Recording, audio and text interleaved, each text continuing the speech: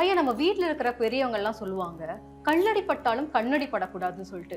கண்ணு வழியா வர திருஷ்டிக்கு அவ்வளோ பவர் இருக்கா? ஏன் இந்த கண் திருஷ்டி மிக பயங்கரமானதா இருக்கு? என்ன காரணம்னு நினைக்கிறீங்க?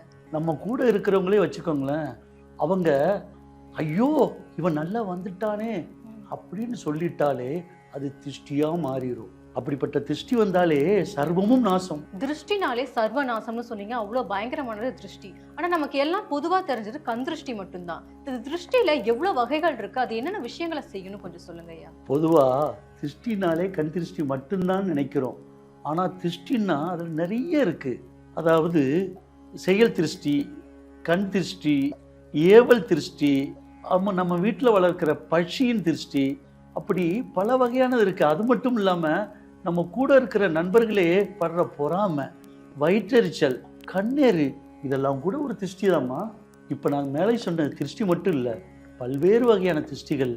இந்த திருஷ்டினால குடும்பத்தில் சண்டை, கணவன் மனைவி உறவுல விரிசல், நல்ல வீடு கட்டிட்டு இருப்போம், ஆனால் அந்த இதில் ஏதாவது ஒரு காரணமாக அந்த இதை முடிக்க முடியாமல் போயிடும். அது மாதிரி நல்ல தொழில் நடந்திருக்கும், வாடிக்கையாளர்கள் வரத்து கம்மியாயிரும். அப்படிலாம் பார்த்தோம்னா நம்ம வீட்டில் எத்தனையோ இருக்குது. அதுக்கான காரண காரியங்களை நம்மளால் சொல்ல முடியாது. இதுக்கெல்லாம் காரணம் இந்த திருஷ்டி தான். இதுக்கெல்லாம் நான் சொல்லக்கூடிய ஒரு எளிய பரிகாரம் தான் கஜமுக திருஷ்டி கவசம். எல்லா விதமான திருஷ்டிகள் இருந்தும் நம்மளை பாதுகாக்கக்கூடியது கஜமுக திருஷ்டி கவசம்னு சொல்லியிருக்கீங்க. என் பேர் ரேகா. என் ஹஸ்பண்ட் ஃபாரின்ல ஒர்க் பண்றாரு. எனக்கு ஒரு செல்ல பையன். நான் தெரியல, கொஞ்ச நாளா குழந்தை ஆட்டிடியூட்லாம் கொஞ்சம் மாறி இருந்தது.